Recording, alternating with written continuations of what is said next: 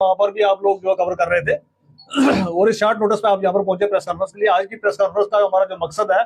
जो रक्स आपने देखा है कि किस तरीके से असेंबली के अंदर चलाया गया भारतीय जनता पार्टी के कुछ गूंज के द्वारा और कुछ पीडीपी के गूंज के द्वारा, हमारे एमएलए, एक इलेक्टेड एमएलए के ऊपर जिस तरीके से हमला किया, हम उसकी कड़े लफ्जों में निंदा करते हैं और यहाँ से तनबीह करना चाहते हैं कि अगर आप ये सोच के भी किसी पार्टी का एक अकेला एमएलए है और उसको बाहर से गुंडे बुला के आप पटवाने की कोशिश करोगे तो हम ये कतई बर्दाश्त नहीं करेंगे। साथ ही साथ कुछ सवाल हैं हमारे। आज हमारे सवाल है सरकार के साथ भी, जिनके पास एडमिनिस्ट्रेशन है, जिनके पास पुलिस है, जिनका काम था वहां पर सिक्योरिटी को देखना, उनसे भी हमारे सवाल हैं।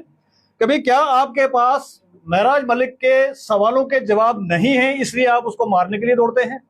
और डेमोक्रेसी के अंदर आपको अपनी बात रखनी है, जुबान से, मुंह से आपको अपनी बात रखनी है। ये कौन सी डेमोक्रेसी के अंदर हम जी रहे हैं कि आप लात घूसों से और डंडों से लेके वहां पर बातें करेंगे? और दूसरा हमारा सवाल है, वहां के एसएसपी साहब जो देख रहे थे, उसकी सारी सिक्योरिटी के इंचार्ज हैं,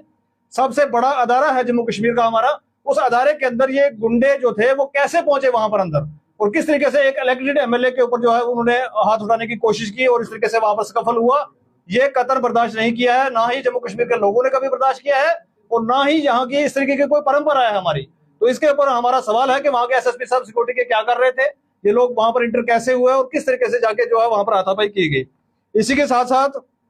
हम ये पूछना चाहते हैं कि भाई डेमोक्रेसी नाम जो कहा जाता है कि भाई एक इलेक्टेड आदमी जो है वो जाके वहां पर बात करता है, यार आपको अगर महराज पसंद आती है तो उन बातों का आप जवाब दीजिए, असेंबली के अंदर खड़े होकर अपनी टर्न पे बात कीजिए। ये इस तरीके से तो नहीं कि आप बाहर कॉरिडोर के अंदर पकड़ेंगे, असेंबली अंदर चल रही है, बाहर कहीं ग्राउंड में किसी को पकड़ लिया, और एक एमएलए के साथ अगर इस तरीके की ट्रीटमेंट होगी तो हमारी लॉ एंड ऑर्डर जो है एजेंसियां क्या कर रही हैं। और हम समझ सकते हैं कि भाई अगर एक इलेक्टेड रिप्रेजेंटेटिव के साथ असेंबली सेशन चलते हुए उसके साथ अंदर अगर इस तरीके का, मैं कहूंगा, दुर्व्यवहार किया जा सकता है, उसको मारा पीटा जा सकता है, तो एक आम आदमी जो है जम्मू कश्मीर का वो सुरक्षित कहां है? उसके बाद साथ ही साथ हम कहना चाहेंगे, आज असेंबली का सेशन खत्म हो गया। मेरा सवाल है 90 के 90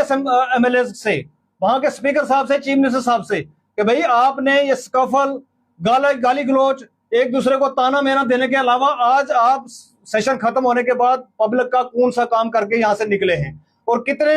हजारों लाखों करोड़ रुपए जो है वो स्वाहा हो गए। 3 दिन से वहां पर असेंबली चलने नहीं दी गई है। आपको सिर्फ एक ड्रामा जो वहां पर क्रिएट करना था वो किया। आपके चीफ मिनिस्टर साहब जो है कश्मीर में टुलिप गार्डन में घूम रहे हैं,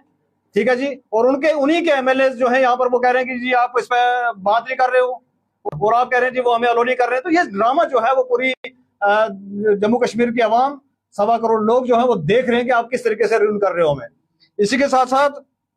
हम आपसे ये पूछना चाहेंगे कि एक और एमएलए साहब निकले, विक्रम रंधावा साहब, उन्होंने वहां पर बड़ी बद्दी बातें की है वहां पर कि इसका डीएनए टेस्ट किया जाए। तो क्या आज एक इलेक्टेड रिप्रेजेंटेटिव को अपना डीएनए के सर्टिफिकेट लेके आना पड़ेगा वहां पर साथ में? क्या उसके ऊपर कोई कार्रवाई होगी? हम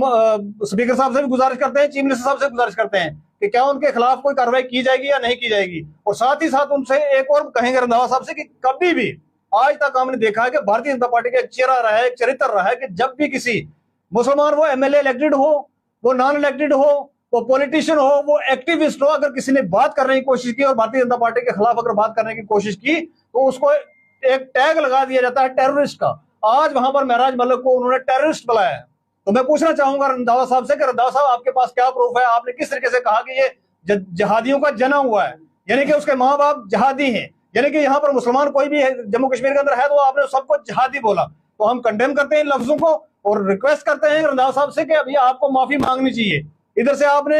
यहाँ से यहाँ पर लगभग 40% मुसलमान है जिन्होंने आपको, हमें वो आपके कलमात नहीं भूले जब आपने कहा था, उन्होंने के भेजा, वोट दे के भेजा, और आज आपकी लैंग्वेज इस तरीके की है कि आप असेंबली के बाहर खड़े होकर ये कहते हैं कि भाई एक आपका ही साथी, वैसे ही आप एमएलए, वैसे ही तो उसको बाहर खड़े रह के आप वहां पर कहते हैं कि ये जिहादियों की औलाद है, ये टेररिस्ट है, ये फलाना है, ढमकाना है। ये कंडेमेबल अल्फाज है, हम इनको कंडेम करते हैं। और महराज मलिक के ऊपर जो अटैक किया गया इसको हम सिरे से खारिज करते हैं, कंडेम करते हैं, वो चाहे पीडीपी के गूंज हो, चाहे भारतीय जनता पार्टी के गूंज हो। और हम इनसे कहना चाहेंगे कि कान खोल के सुन ले, इस तरीके से जिस तरीके से आप हाथापाई पे उतरे ये हम करने नहीं देंगे, ये होने नहीं देंगे।